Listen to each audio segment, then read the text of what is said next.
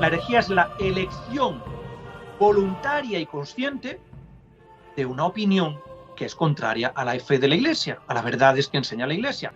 La Iglesia nos dice que tenemos que creer con la misma fe divina y católica, Sagrada Escritura, tradición apostólica, magisterio ordinario y magisterio extraordinario.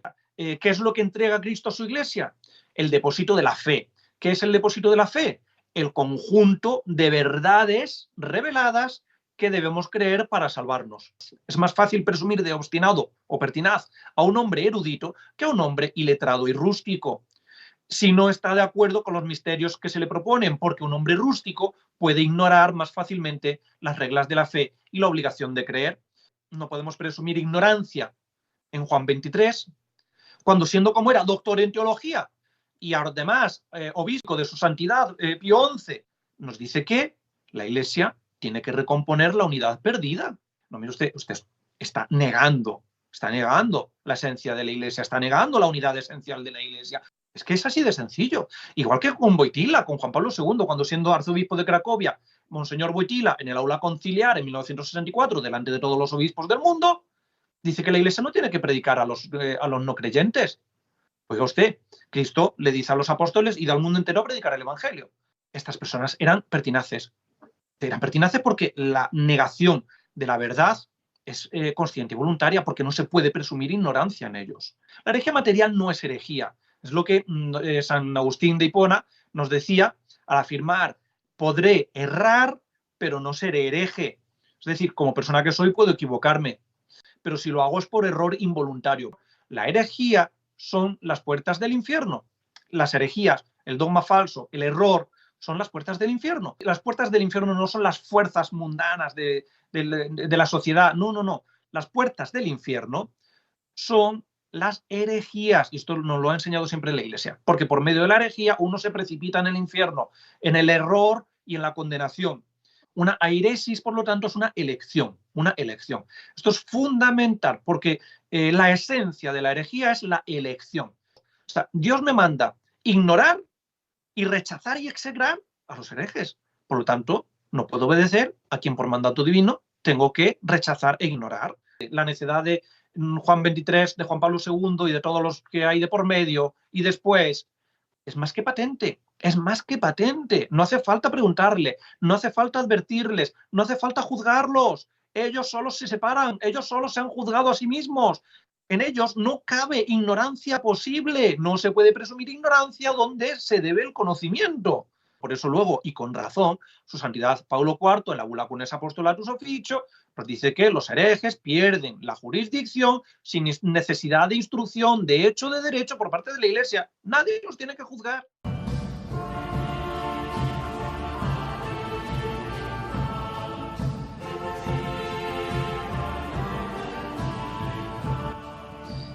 Hasta ahora hemos venido afirmando que efectivamente los herejes no pueden ser papas, que un papa si incurre en herejía, que puede incurrir, pero incurriendo en herejía deja de ser papa, pierde el papado por la herejía, pero precisamente la esencia, el núcleo de toda esta enseñanza, de toda esta doctrina, está en lo que es la esencia de la herejía, en lo que es el significado de la palabra herejía. Porque aquí las personas, y sobre todo a día de hoy, están muy confundidas, tanto en la Iglesia conciliar como algunos tradicionalistas, que terminan aceptando a un papa al que le llaman hereje, como la famosa posición de los seguidores del obispo Monseñor Lefebvre, de reconocer y resistir. Reconocemos a un hereje como papa, pero le resistimos como hereje. Esto es una doctrina totalmente novedosa, nada católica, porque al papa se le obedece y se le respeta. Si es papa, se le obedece y se le respeta. Si incurre en herejía, dejas de ser papa y se le juzga. Esto es lo que nos ha enseñado siempre la Iglesia.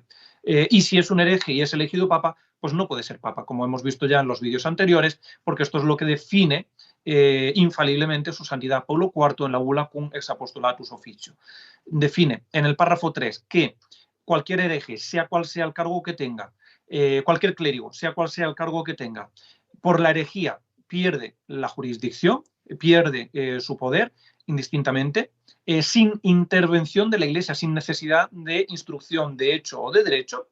Y en el párrafo 6 nos dice además que los herejes que son elegidos, aun incluso como romanos pontífices, aunque sea con la unanimidad de los cardenales y después del gesto de adoración de los cardenales al Papa y de haberle prestado obediencia, la elección es nula, pase el tiempo que pase, porque lo que es nulo en origen, un hereje que está fuera de la Iglesia, no puede ser cabeza de la Iglesia porque no es miembro del cuerpo. Entonces, si es elegido, la elección es nula. Entonces, ¿en qué consiste la herejía? Por desgracia, desde el siglo XIV, sobre todo, básicamente, desde que un franciscano bastante heterodoxo, como era Guillermo de Ockham, empezó a promover una idea o un movimiento filosófico llamado nominalismo, a día de hoy las personas usan las palabras sin que encierren un significado en concreto. Cada persona usa la palabra como quiere, ¿no? ¿Qué es lo que nos decía Guillermo de Ockham? Guillermo de Ockham dice que las palabras no encierran una realidad en sí mismas, sino que son como rótulos o nomen. Nomen en latín, nombres, nomen en latín, son rótulos vacíos de significado. Pues cada palabra va a decir lo que cada uno quiera que diga.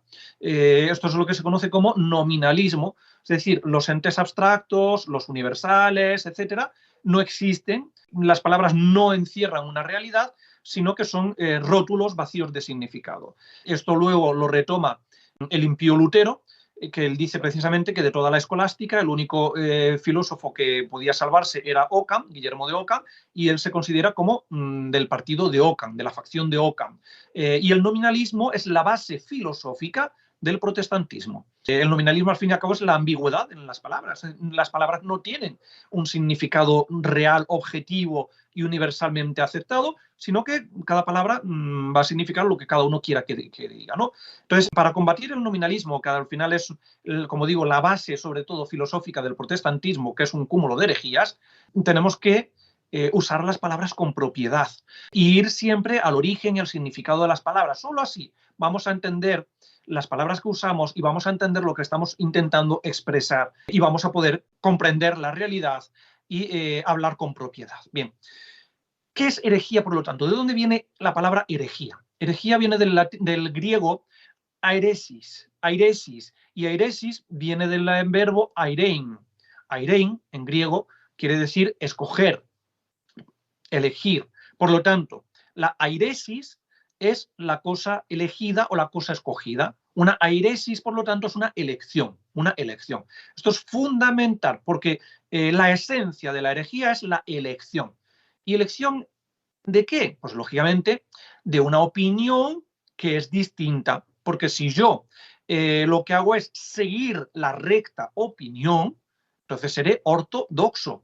La ortodoxia es la opinión recta. Ortos, en griego, quiere decir recto, doxa, opinión. Por lo tanto, ortodoxia es la opinión recta. Luego llegaron los cismáticos orientales, se separaron de la Iglesia en el siglo XI y ellos, para entender que eran más rectos en su opinión que la Iglesia católica, se autoproclaman ortodoxos. Pero bien, ellos no son ortodoxos, al contrario, son heterodoxos, porque ellos tienen una opinión distinta, heteros, distinta a la opinión de la Iglesia, a la doctrina de la Iglesia. Ellos no son ortodoxos, los ortodoxos somos los católicos, precisamente. Bien, entonces, si tenemos la recta opinión, somos ortodoxos, pero si elegimos no la recta opinión, sino una opinión distinta, hacemos una elección, y entonces incurrimos en una elección, en una cosa elegida, en una airesis, en herejía, y hereje es, por lo tanto, el que coge una opción, o opta, mejor dicho, por una opinión distinta a la opinión de la Iglesia. Esta es la esencia de la herejía, la elección. Vemos en el canon 1325 del derecho canónico, del Código de Derecho Canónico de 1917, canon 1325, párrafo 2, ahí el derecho canónico nos define qué es un hereje y nos dice: si alguien, después de haber recibido el bautismo, conservando el nombre de cristiano, niega pertinazmente alguna de las verdades que han de ser creídas con fe divina y católica o la pone en duda, es hereje. Bien, en esta definición que nos da el derecho canónico tenemos básicamente dos o tres conceptos que hay que tener muy claros. ¿Qué es fe divina y católica? ¿Y qué es la pertinacia? Porque decimos que la herejía, por lo tanto, es negar de manera o dudar de manera pertinazmente alguna de las verdades que han de ser creídas con fe divina y católica. Bien, ¿qué es la fe? La fe tiene dos acepciones, una como virtud y otra como conjunto de creencias, como realidad. Como virtud, la fe es la virtud por medio de la cual asentimos ser cierta algo, una cosa que se nos dice. Es, por lo tanto, una virtud que está vinculada al entendimiento y es una forma de entendimiento, porque por la fe nosotros creemos realidades que por la razón no podemos llegar a comprender. Entonces, si el que me revela las cosas es Dios, la fuente de la revelación es Dios, la fe será divina, porque las verdades dimanan de Dios. Eso es la fe divina. Si quien me dice que las cosas que debo creer, que estas son las verdades y doctrina que debo creer para la salvación, si quien me dice eso es la Iglesia Católica, entonces la fe es fe católica. O sea, fe católica es aquella con la que creemos las cosas que la Iglesia nos propone para creer. Fe divina es aquella con la que creemos las cosas reveladas por Dios. Luego está la fe humana. La fe humana es la que prestamos a las personas, a los seres humanos.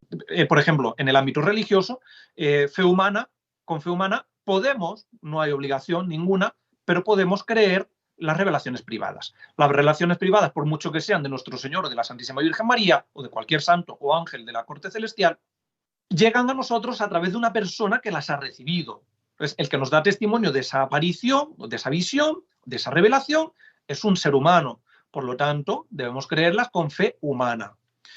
Con fe divina creeremos lo que está en la Sagrada Escritura y en la tradición apostólica, porque la ha revelado Dios, sobre todo en la Sagrada Escritura, la ha revelado por medio de los agiógrafos y de los apóstoles y demás.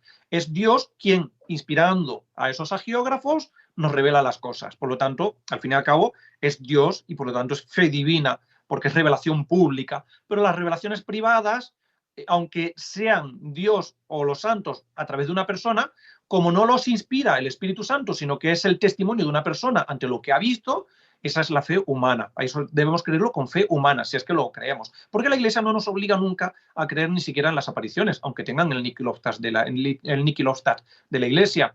Lo que dice la Iglesia al aprobar de alguna manera es que el contenido de esas revelaciones, apariciones o como le queramos llamar, no obsta nada para la fe, es decir, no tiene nada contrario a la fe. Pero no nos está diciendo que tenemos que creerlas. Entonces, quien quiera creerlas, las creerá con fe humana. Sin embargo, ¿qué es lo que tenemos que creer con fe divina y católica? Y esto sí que es necesario creer para salvarse.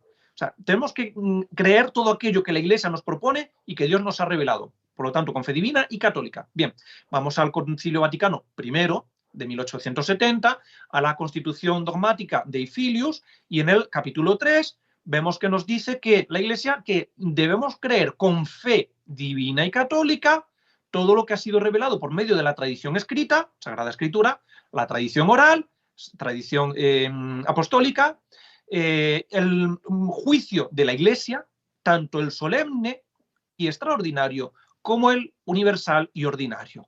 Es decir, la Iglesia nos dice que tenemos que creer con la misma fe divina y católica, Sagrada Escritura, tradición apostólica, magisterio ordinario y magisterio extraordinario. El magisterio ordinario está al mismo nivel de fe que la Sagrada Escritura. Fe divina y católica. Por lo tanto, si es fe divina, es porque tiene a Dios por origen. Y es que, efectivamente, el magisterio tanto ordinario como el extraordinario tienen a Dios por fuente y origen. Y por lo tanto, Dios no puede engañarse ni engañarnos, y así pues el magisterio ordinario, que tiene que ser creído con fe divina y católica, no puede, en el magisterio ordinario, la Iglesia no puede tampoco engañarnos, porque tiene por origen a Dios. Por lo tanto, cuando aquí nos dicen el canon 1325, párrafo 2 del Código de Derecho Canónico de 1917, que la herejía es negar pertinazmente alguna de las verdades que han de ser creídas con fe divina y católica, negar o poner en duda. Eso quiere decir que cualquiera que niegue o ponga en duda ni tan siquiera una verdad contenida en el magisterio ordinario es un hereje. Pero claro, la negación o duda tiene que ser pertinazmente, tiene que ser con pertinacia. Y aquí entra en juego ahora la palabra esencial para entender la herejía, pertinacia. Pertinacia. ¿Qué es la pertinacia? ¿De dónde viene la palabra pertinaz? Pues pertinaz viene del latín pertinax. pertinax es una palabra que está compuesta por el verbo tenere y el prefijo pertenere, pertinax. ¿Qué quiere decir pertenere? El verbo tenere es tener, coger, tener. Y el prefijo per indica insistencia en la acción del verbo. Por lo tanto, pertenere es tener de manera insistente. De manera insistente. En eso consiste la pertinacia. La pertinacia, por lo tanto, es una obstinación, terquedad o tenacidad en mantener una opinión o una doctrina o la resolución que se ha tomado. Esa es la pertinacia. Esa es la pertinacia. ¿Por qué hacemos insistencia en qué es la pertinacia y de dónde viene y qué quiere decir pertinazmente? Porque a día de hoy la mayoría de las personas entienden que para que una persona, un hereje, sea pertinaz, la Iglesia tiene que avisarle primero, tiene que decirle lo que tiene que creer y entonces después de haberle avisado, si no se corrige, entonces es pertinaz. No, mire usted, la pertinacia no consiste en ser avisado por la Iglesia o corregido por la Iglesia. La pertinacia consiste en la terquedad o en la obstinación en tener una opinión para que sea herejía, claro. O sea, la herejía es la opinión, la elección pertinaz, la elección de una opinión, la elección pertinaz. Es decir, con terquedad, con obstinación, con conciencia, con consciencia y voluntad. O dicho de otra manera, la herejía es la elección voluntaria y consciente de una opinión que es contraria a la fe de la Iglesia, a las verdades que enseña la Iglesia. Porque fe, hemos explicado en la sección de fe como virtud. Ahora, fe como realidad es el conjunto de creencias de la Iglesia. Cuando decimos tenemos que tener la fe de la Iglesia católica, o sea, ¿qué es lo que entrega Cristo a su Iglesia? El depósito de la fe. ¿Qué es el depósito de la fe? El conjunto de verdades reveladas que debemos creer para salvarnos. Verdades reveladas que debemos creer para salvarnos. Por lo tanto, cuando hablamos de la fe de la Iglesia, es el conjunto de creencias o verdades que han sido reveladas por Dios y entregadas a la Iglesia y que debemos creer para salvarnos. Esa es la fe como conjunto de creencias o realidad. Luego está la fe como virtud que acabamos de explicar. Por lo tanto, la pertinacia consiste en hacer una elección voluntaria y consciente de una opinión que es distinta a las verdades de la Iglesia. O sea, al yo elegir una opinión distinta, estoy negando o poniendo en duda una opinión, una verdad de la Iglesia que debe ser querida con fe divina católica. En eso consiste la pertinacia, no en ser o no avisado por la autoridad de la Iglesia. Esto jamás lo ha dicho la Iglesia. Y además, para que esto quede claro, voy a leer ahora un par de textos.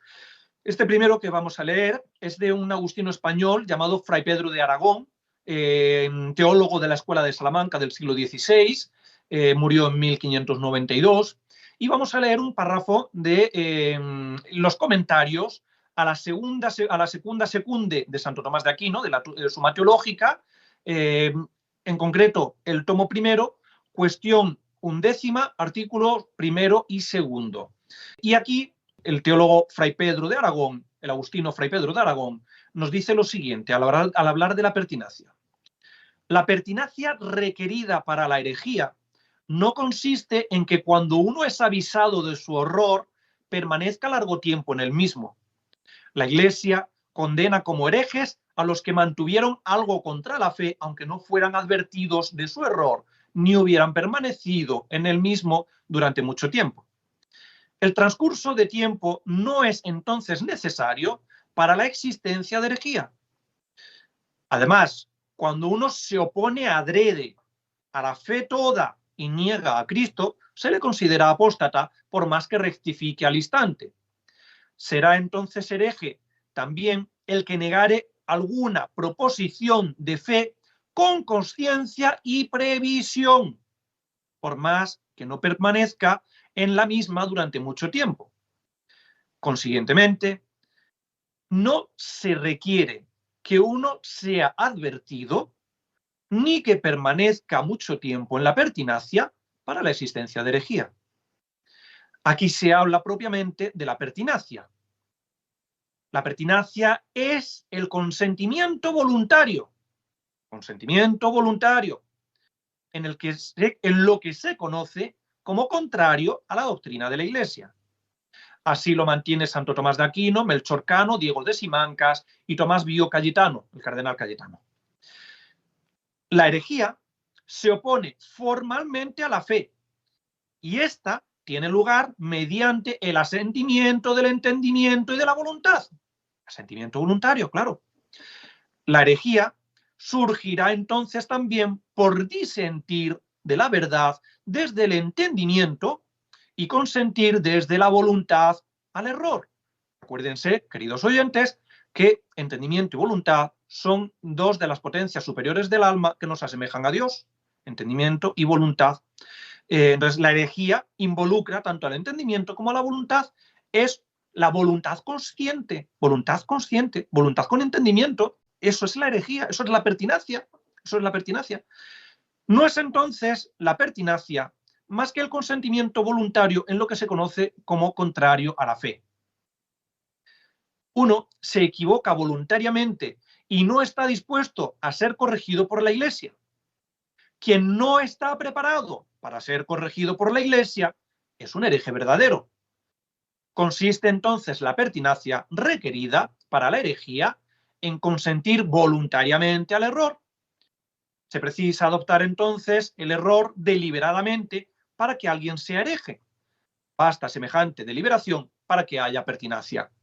Vemos, por lo tanto, que en este texto el agustino Fray Pedro de Aragón, en el siglo XVI, nos está enseñando qué es la pertinacia. La pertinacia no depende de ser o no advertido por la Iglesia. Depende en la consciente voluntad del sujeto en elegir una opinión contraria a la Iglesia. Voluntad consciente.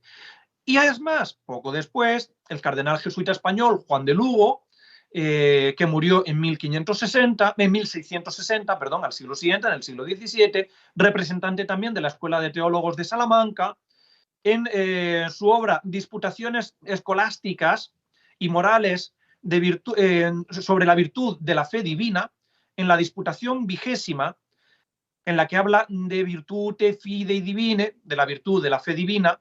Acabamos de hablar que la herejía es precisamente la negación o duda de una verdad que debe ser creída con fe divina y católica. Bueno, pues al hablar de la virtud de fe divina, en la sección 5ª sobre la pertinacia, el cardenal jesuita Juan de Lugo nos dice lo siguiente en el siglo XVII. Por lo cual es común y enseña la más verdadera opinión de los teólogos que advertencia a lo largo de tiempo o demora no es necesaria para que alguien se convierta en hereje e incurra en los castigos de los herejes. Pero basta que con plena deliberación abrace y exprese el error que ve en el sentido de la Iglesia. Esto es lo único que hace falta para ser hereje, que con plena deliberación abrace y exprese el error. Porque si se pudiese establecer por otra fuente, por la misma notoriedad de la doctrina, o por la calidad de la persona y por otras circunstancias, que el acusado no podía ignorar la oposición de esa doctrina a la Iglesia, será juzgado hereje por ese mismo hecho. Claro, si yo no puedo alegar ignorancia en una persona, es hereje directamente, porque ahí se ve la pertinacia, porque no hay ignorancia en esa persona. Y sigue diciendo el cardenal Juan de Lugo, es más fácil presumir de obstinado a un hombre erudito, es decir, de pertinaz, es más fácil presumir de obstinado o pertinaz a un hombre erudito que a un hombre iletrado y rústico, si no está de acuerdo con los misterios que se le proponen, porque un hombre rústico puede ignorar más fácilmente las reglas de la fe y la obligación de creer. En una persona común y corriente que no tiene conocimientos de filosofía o de teología, pues es más difícil saber si verdaderamente es hereje, porque para que sea hereje necesita la consciente voluntad, y una persona que no tiene conocimientos de filosofía y de teología, pues posiblemente haya incurrido en esa elección aún voluntaria, pero, o mejor dicho, de manera involuntaria, porque no conoce verdaderamente que se está oponiendo a lo que dice la Iglesia. Sin embargo, una persona que tiene conocimiento, que es un erudito, que conoce la filosofía y la teología, sobre todo católicas, pues lógicamente ahí no se puede, sobre todo en algunos temas que son objetivos y claros y que están bien definidos por la Iglesia, ahí no se puede presumir ignorancia, sino pertinacia y obstinación.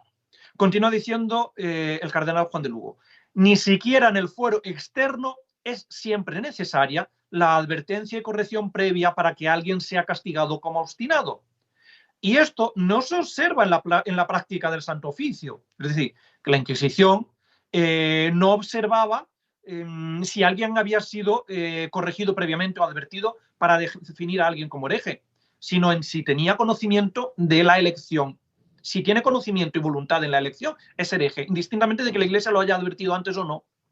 Es que es clarísimo, es clarísimo. No sé por qué estos textos se han olvidado a día de hoy. Porque si es cierto por algún otro medio, por ejemplo, si la doctrina en cuestión es bien conocida o si es obvio por el tipo de persona y otras circunstancias involucradas que el acusado no podía ignorar la oposición de su doctrina, si alguien compara su doctrina con la de la Iglesia, automáticamente será juzgado hereje. Claro. O sea, quien tiene conocimiento de la doctrina de la Iglesia y dice algo contrario a la doctrina de la Iglesia, es hereje, automáticamente. La razón por la que se le pregunta en un juicio si sabía que su opinión era contraria a la doctrina de la Iglesia es porque si admite que lo sabía, ya se le considerará suficientemente como para haber confesado herejía y pertinacia. Es decir, en el momento en el que él diga, sí, yo sé que esto es contrario, ya es usted hereje, aunque la Iglesia no le haya advertido antes. Si es que es así de sencillo. No hace falta advertencia para ser hereje, hace falta consciente voluntad. Consciente voluntad. Bien. El derecho canónico, tanto el Papa Gregorio IX como luego Bonifacio VIII en el siglo III, lo que hicieron fue recopilar unas reglas de derecho canónico. Bonifacio VIII, 11 reglas, perdón, Gregorio IX, 11 reglas y Bonifacio VIII, 88 reglas. 88 regulae juris, reglas del derecho. Son, por lo tanto, principios que rigen el derecho canónico. Normalmente las reglas del derecho, casi todas, por no decir todas, son de derecho divino natural. ¿Cuáles son las diferencias entre el derecho canónico que tenemos que hacer? Pues bueno, hay varias diferencias. En base a la amplitud de la ley, a donde es aplicada la ley, el derecho puede ser universal o particular.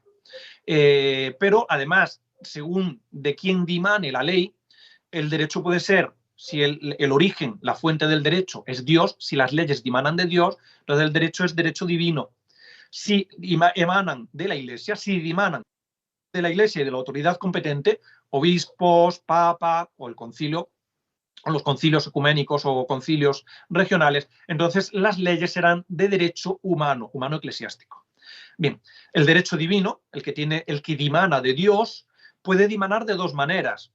Dios infunde la ley en el corazón del hombre, en el alma humana, a todos los hombres indistintamente de la época del tiempo, de la historia en la que hayan vivido, o vivan, o vivirán, o de la religión, sociedad o cultura en la que vivan, Dios infunde en el corazón del hombre una ley. Entonces, el origen de esa ley es Dios, pero es infundida en el ser humano, en la naturaleza humana, y por lo tanto estamos hablando de derecho divino natural, divino natural. El derecho romano, que se usa precisamente luego por la Iglesia como base del derecho canónico, es de derecho divino natural, de derecho natural. Bien, si es Dios quien revela las leyes de manera positiva como legislador, estamos hablando de derecho divino, el derecho divino positivo, derecho divino positivo. El derecho divino positivo es el que está contenido en la Sagrada Escritura y en la tradición apostólica y que dimana además de la naturaleza y esencia del cuerpo de Cristo, de la Iglesia Católica. Eso es derecho divino positivo. Y luego tenemos el derecho humano, que es el que acabamos de explicar, cuando es la autoridad de la Iglesia la que impone esas leyes, derecho humano. Bien, como decía, las 88 reglas de derecho canónico, del derecho civil y canónico, o canónico y civil, de su santidad Bonifacio VIII, estamos hablando de finales del siglo XIII, dentro de esas 88 reglas, la regla 47, la regla número 47, nos dice lo siguiente: presumitur ignorantia ubis scientia non probatur. Es decir, se presume ignorancia donde no se prueba conocimiento. Se presume ignorancia donde no se prueba conocimiento. Pero una persona que tiene que tener conocimiento, no se le puede presumir ignorancia. Vamos a ver, un cardiólogo que le llega a una persona con un principio de infarto y el cardiólogo, en vez de atender y atajar el principio de infarto, le da una pastilla para el dolor de cabeza a ese paciente y ese paciente termina muriendo, lógicamente el cardiólogo es culpable de la muerte de esa persona porque él sabía perfectamente que lo que tenía era un principio de infarto. Entonces, porque en un cardiólogo no se puede presumir ignorancia ante un principio de infarto. Si un cardiólogo, que es el especialista, que mejor conoce el funcionamiento del corazón, no sabe que es un principio de infarto, pues entonces, lógicamente, no sería cardiólogo. Y si es cardiólogo y tiene su título y ha pasado todos los conocimientos, no se le puede presumir ignorancia. Bien, hemos dicho que la herejía es una negación o duda, pero hay que tener en cuenta que la negación puede ser de dos maneras, implícita o explícita. Toda afirmación, por ejemplo, explícita es una negación implícita. Vamos a ver, si yo salgo a la calle y me la encuentro nevada, cubierta de nieve, toda la calle, y veo el termómetro de la plaza que marca 10 grados bajo cero y digo, hace frío, la afirmación hace frío es una negación expresa es una negación implícita en la afirmación, porque al afirmar que hace frío, estoy negando que haga calor. Por lo tanto, cuando decimos que la herejía es una negación o duda, tenemos que tener en cuenta que esa negación o duda puede ser expresa o implícita. La Iglesia, incluso a la hora de enseñar, nos enseña también de manera afirmativa o de manera negativa. Por ejemplo, cuando se proclama el dogma de la consustancialidad del Hijo con el Padre en Nicea en el año 325. La Iglesia nos enseña que la relación entre el Padre y el Hijo es de la misma sustancia, homoousia, homusios. Es una afirmación, por lo tanto, expresa y nos está enseñando de manera positiva. Pero en muchísimas ocasiones la Iglesia, en concilios y en muchos documentos de los papas, la Iglesia lo que hace es condenar errores, niega algunas negaciones. Por ejemplo, en el famoso listado o índice de errores contemporáneos rechazados por la Iglesia, que promulgó su Santidad Pío IX en 1864, el famoso sílabus. Bien, pues la mayoría son precisamente negaciones expresas que son condenadas por la Iglesia. Por ejemplo, el segundo error que atañe al panteísmo, la Iglesia condena lo siguiente: Dios no ejerce de ninguna manera de acción sobre los hombres ni sobre el mundo. Es decir, si la Iglesia condena que Dios no ejerce ninguna acción, ninguna manera de acción, lo que está es afirmando, porque la negación de la negación es una afirmación. Si yo digo, no quiero no dormir, lo que estoy diciendo es que quiero dormir, porque negación más negación, afirmación. O sea, la negación de una negación es una afirmación implícita. Por lo tanto, ya digo, tanto la negación o duda de la herejía puede ser implícita o explícita. Es cierto que Juan XXIII, cuando era delegado apostólico en Turquía en el año 1935, cuando nos dice que la Iglesia debe reconstruir, o sea, la unidad de la Iglesia debe reconstruirse en forma plena, él no está diciendo expresamente, explícitamente, que no exista la unidad en la Iglesia. Él no está diciendo explícitamente que la unidad de la Iglesia no sea, la unidad esencial de la Iglesia no sea plena y perfecta. Explícitamente no.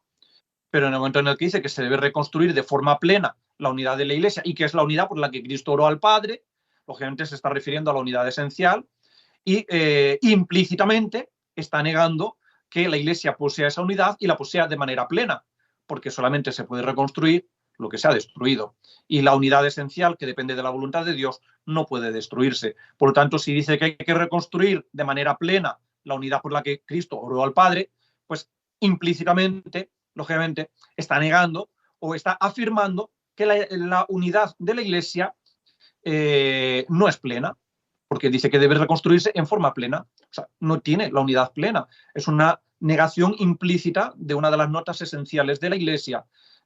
No tenemos, por lo tanto, que agarrarnos solamente a las negaciones expresas o buscar negaciones expresas en las herejías, porque, como digo, la herejía es toda negación o duda y la negación o duda puede ser implícita o explícita. Esto tenemos que tenerlo muy claro, porque muchas personas se fijan solamente en si verdaderamente la negación o la herejía se expresa No, puede ser implícita. Puede ser implícita. La Iglesia simplemente nos enseña que la herejía es la negación o duda de una verdad que debe ser creída con fe divina y católica.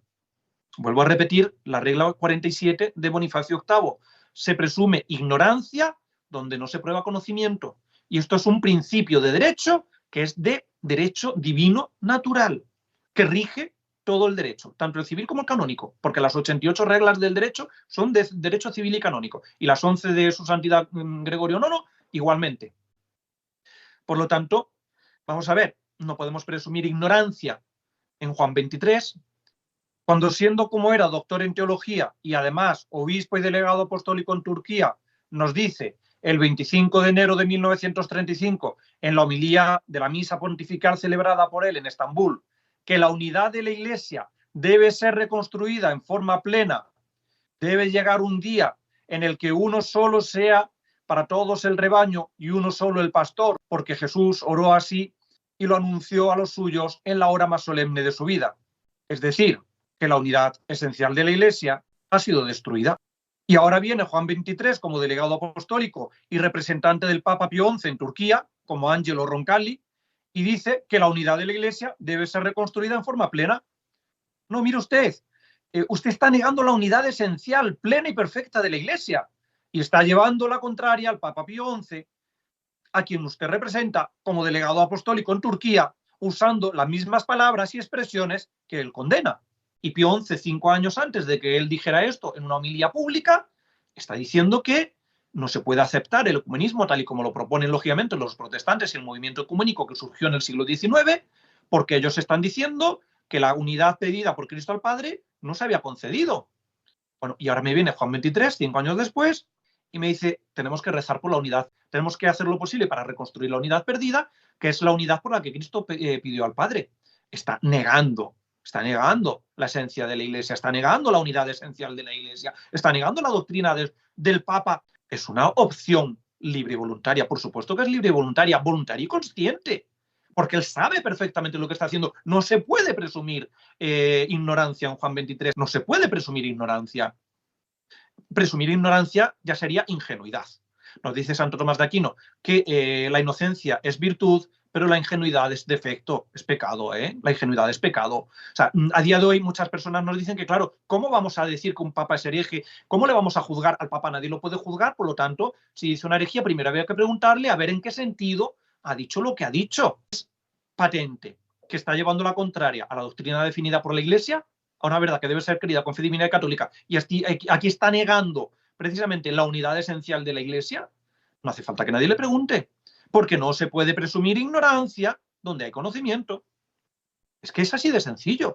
Igual que con Wojtyla, con Juan Pablo II, cuando siendo arzobispo de Cracovia, Monseñor Wojtyla, en el aula conciliar en 1964, delante de todos los obispos del mundo, dice que la Iglesia no tiene que predicar a los no creyentes. Oiga usted, Cristo le dice a los apóstoles, id al mundo entero a predicar el Evangelio. O sea, ese es el envío de los apóstoles. Esa es precisamente la razón de ser de la Iglesia, predicar el Evangelio para la salvación de las almas. Y ahora me viene un supuesto obispo, o un obispo, porque bueno, fue consagrado en los años 50, me viene un obispo, un arzobispo de Cracovia, y me dice que la Iglesia no tiene que evangelizar, que no tiene que predicar. ¿Acaso no es esto una negación patente, clara y notoria de una verdad que afecta a la esencia misma de la Iglesia, que es la predicación del Evangelio?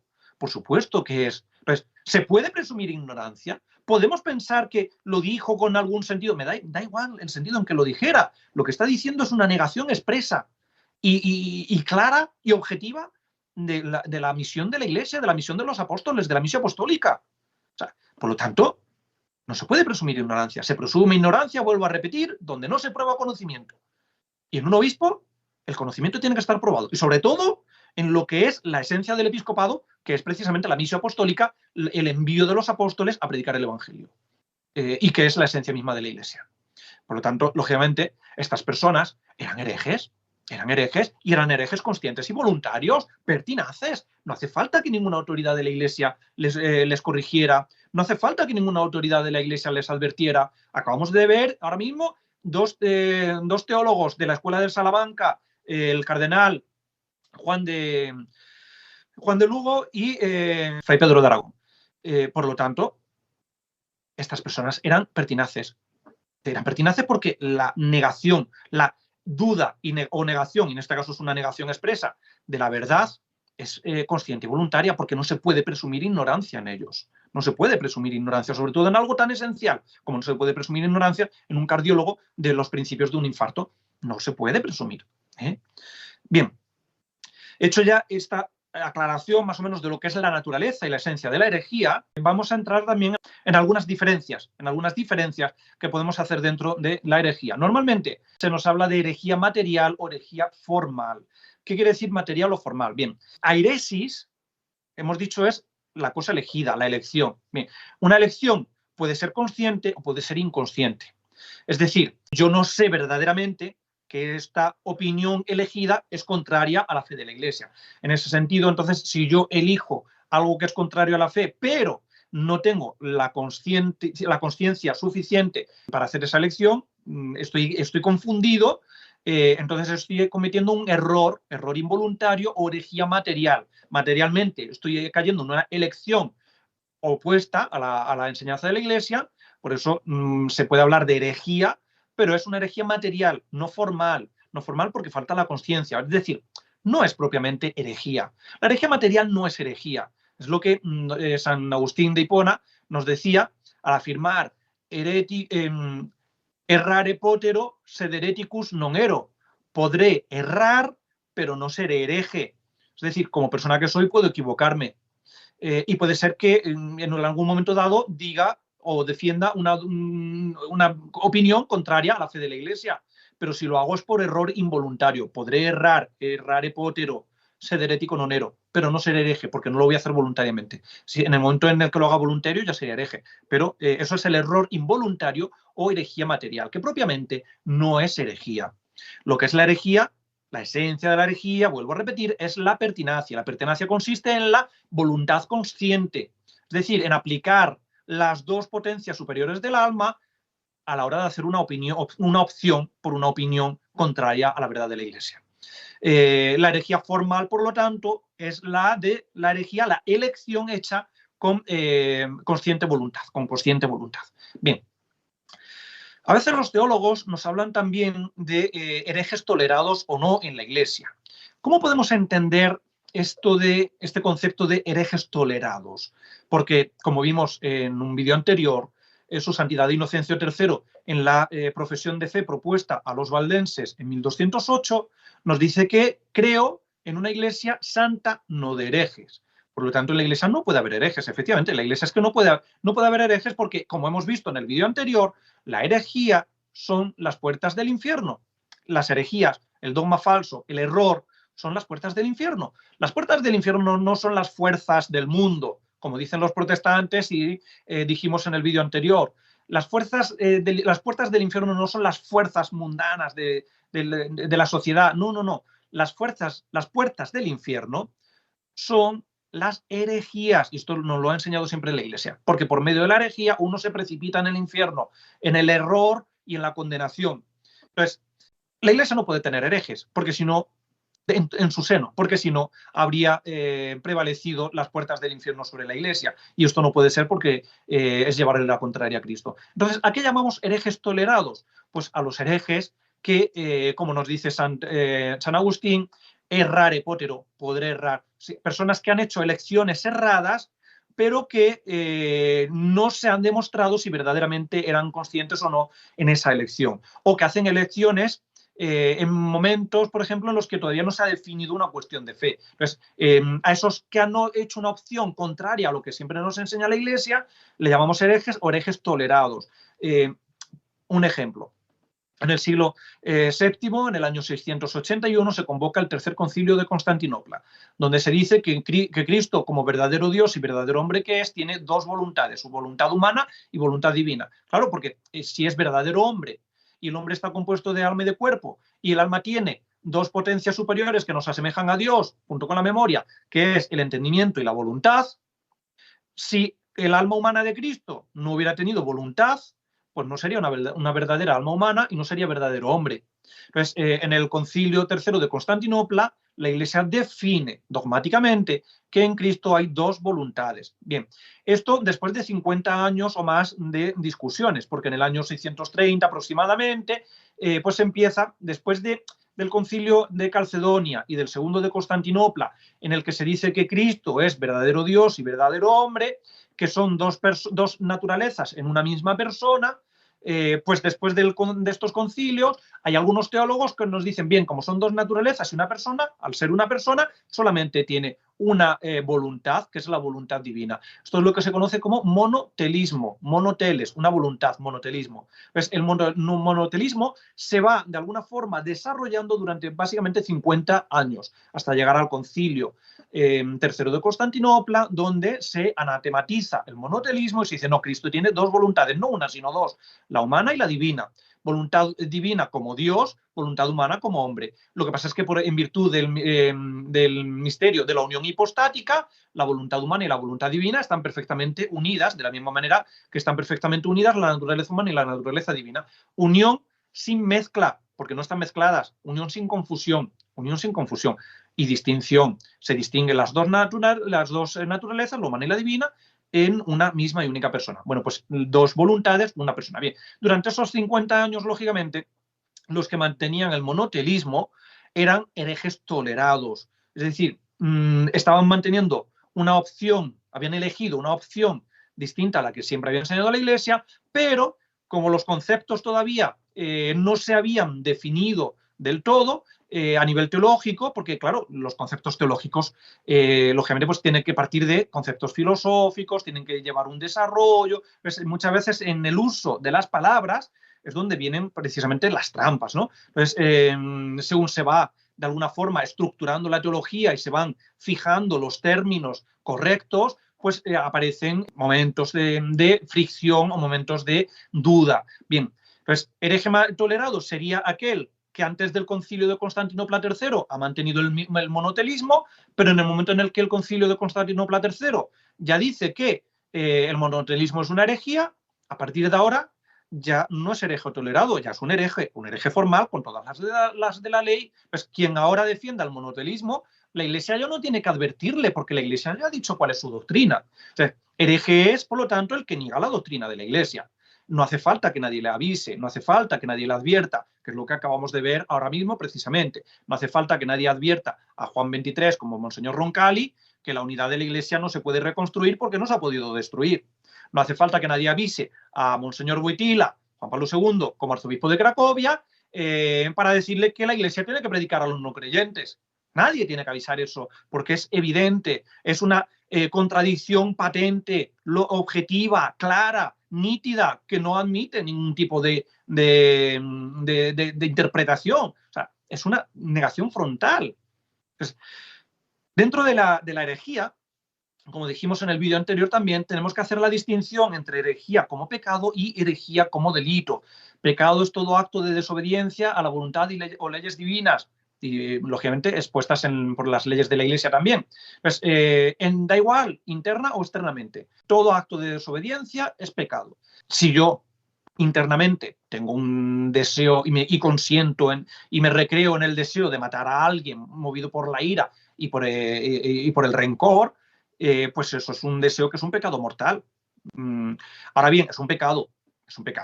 Me tengo que confesar porque me aparta lógicamente de Dios y me lleva a la muerte del alma. Pero es un pecado. Nadie me puede juzgar por eso, porque nadie puede juzgar el interior. Al fin y al cabo, como nos enseña la Iglesia, de internis neque ecclesia judicat. La Iglesia no juzga ni siquiera la Iglesia puede juzgar el interior de las personas. Por lo tanto, el pecado de herejía es aquella elección libre y voluntaria de una opinión que es contraria a la de la Iglesia Católica, pero siempre que se mantenga en el fuero interno, como estos pecados del pensamiento, de matar a una persona, ¿verdad?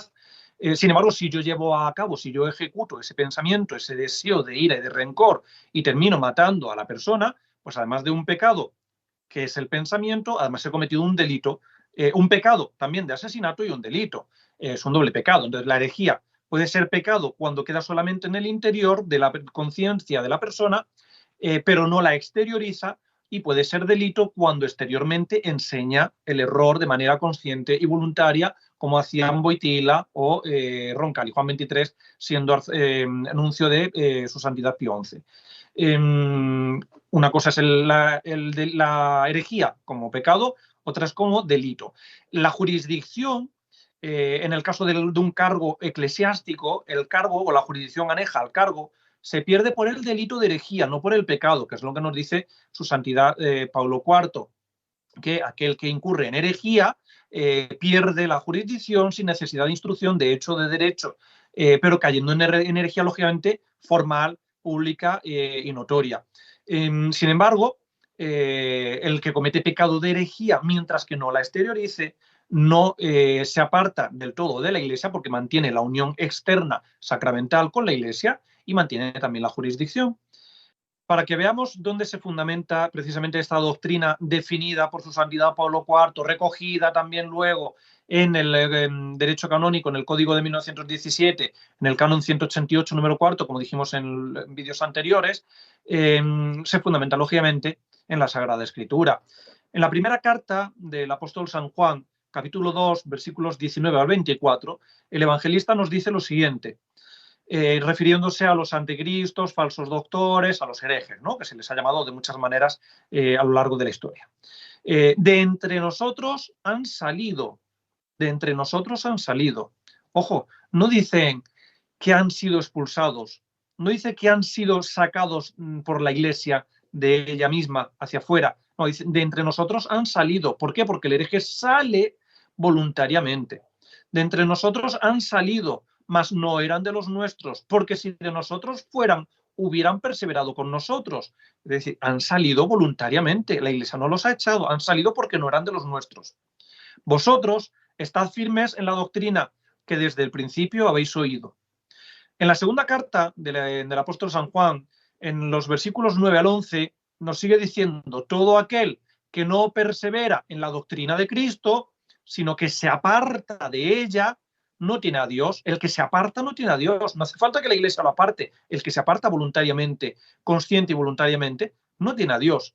Si viene alguno a vosotros y no trae esta doctrina, la doctrina de la Iglesia, no le recibáis en casa ni le saludéis, porque quien le saluda comunica en cierto modo con sus acciones perversas. O sea, aquí el apóstol San Juan nos prohíbe incluso saludar a los herejes, ni les saludéis, no los recibéis en casa y no los saludéis, es decir, a los herejes hay que ignorarlos. Entonces, ¿cómo puede ser que a un clérigo, obispo, papa, que incurra en herejía, vuelvo a repetir lo que he dicho en vídeos anteriores, a la herejía no la hace herejía el entorno donde se dice, el contexto o el documento del magisterio donde se diga?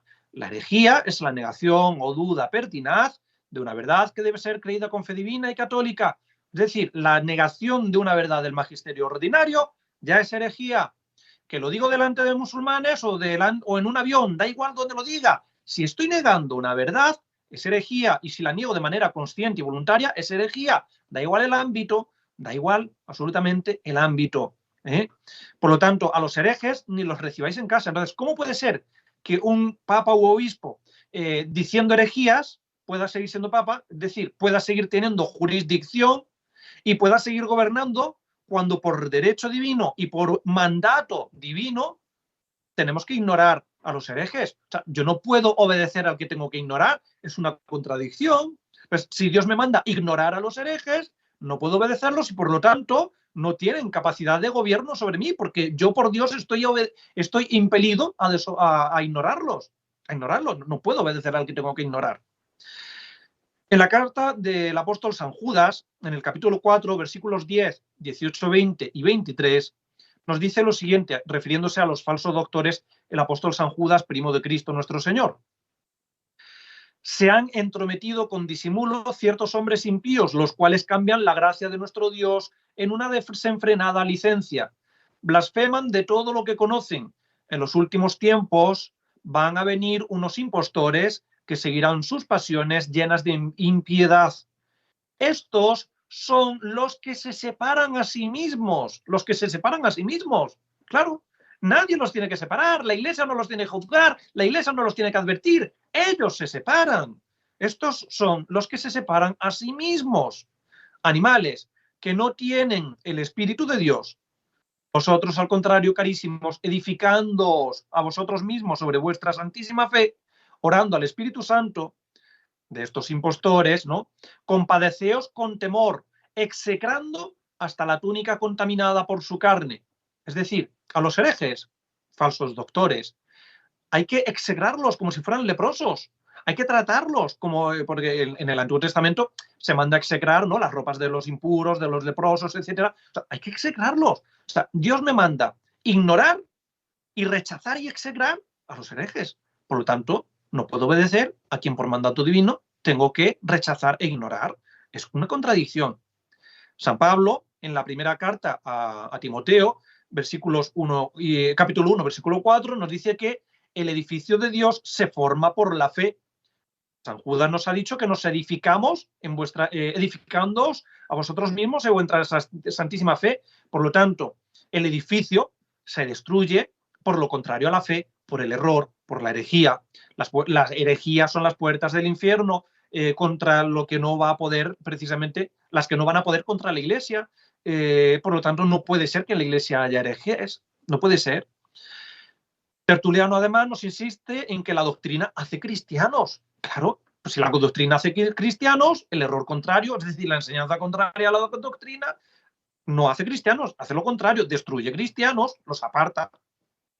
No puede, por lo tanto, un hereje gobernar la Iglesia. En la segunda epístola de Timoteo, capítulo 3, versículos 5 al 8 y el 9, de 5 a 8 y 9, nos dice el apóstol San Pablo, apártate de ellos, refiriéndose a los falsos doctores o herejes, a Timoteo, apártate de ellos. En fin, así como Janes y Mambres no son los nombres de los magos del faraón, ¿no?, del Antiguo Testamento. Así como Janes y Mambres resistieron a Moisés, del mismo modo estos, los herejes, resisten a la verdad, porque son hombres de un corazón corrompido, réprobos en la fe, mas no lograrán sus intentos, porque su necedad se hará patente a todos, como se hizo a la de aquellos magos. Su necedad se hará patente a todos. La necedad de los herejes se hace patente. La necedad de Juan 23, de Juan Pablo II y de todos los que hay de por medio y después es más que patente. Es más que patente. No hace falta preguntarle, no hace falta advertirles, no hace falta juzgarlos. Ellos solos se separan, ellos solos se han juzgado a sí mismos. En ellos no cabe ignorancia posible. No se puede presumir ignorancia donde se debe el conocimiento. No cabe ignorancia. Son herejes, han optado, han elegido una opción contraria a la verdad de la Iglesia de manera consciente y voluntaria, de manera pertinaz. San Pablo, en su epístola a Tito, capítulo 3, versículos 10 al 11, nos dice, huye del hombre hereje. A Tito le dice, huye del hombre hereje, después de haberle corregido una o dos veces, sabiendo que quien es de esta ralea está pervertido y es delincuente, siendo condenado por su propio juicio. Bien, no hace falta hacer las dos advertencias al hereje. Hay que huir del hereje. Las advertencias son para darle la posibilidad de convertirse, de renunciar a la herejía. Pero hay que huir del hereje porque él se ha condenado por su propio juicio. Si es que en la Sagrada Escritura ya está más que contenido. Por eso luego, y con razón, su santidad Paulo IV, en la Bula Cunes Apostolatus Officio, nos dice que los herejes pierden la jurisdicción sin necesidad de instrucción, de hecho, de derecho por parte de la Iglesia. Nadie los tiene que juzgar. Nadie. Por lo tanto, lo que tenemos que tener y entender es que la herejía es la opción, la elección libre y consciente, voluntaria y consciente, de una opinión contraria a la Iglesia. Negar o dudar una verdad que debe ser creída con fe divina y católica. Y que quien hace esto de manera consciente y voluntaria pierde el cargo que tenga y queda inhabilitado para un cargo de la Iglesia, porque está fuera de la Iglesia, porque él se separa, como hemos visto en las Sagradas Escrituras, se separa, él solo se separa, él ha salido, los herejes de entre nosotros han salido, ellos han salido, nadie los ha echado, ellos voluntariamente, consciente y voluntariamente han salido, porque al enseñar el error, sabiendo que tienen que enseñar la verdad, como decíamos en vídeos anteriores, el que enseña el error renuncia a enseñar la verdad, y por lo tanto, él solo se va sin juicio por parte de la Iglesia y sin necesidad de que la Iglesia lo tenga que advertir. Espero que con este vídeo haya quedado más o menos claro lo que es la herejía y la falacia actual de muchos conservadores, tradicionalistas y personas de la Iglesia conciliar, que dicen que el hereje es aquel que la Iglesia juzga como hereje, o que para ser hereje primero tiene que ser advertido, porque tiene que tener pertinacia, y la pertinacia consiste en la advertencia. No, hemos visto que no. La pertinacia no consiste en la advertencia, y el origen etimológico de la palabra pertinaz es tener de manera obstinada, insistentemente. Es una elección consciente y voluntaria. Consciente y voluntaria. Nada más. No hace falta intervención de la Iglesia, no hace falta juicio, no hace falta advertencia.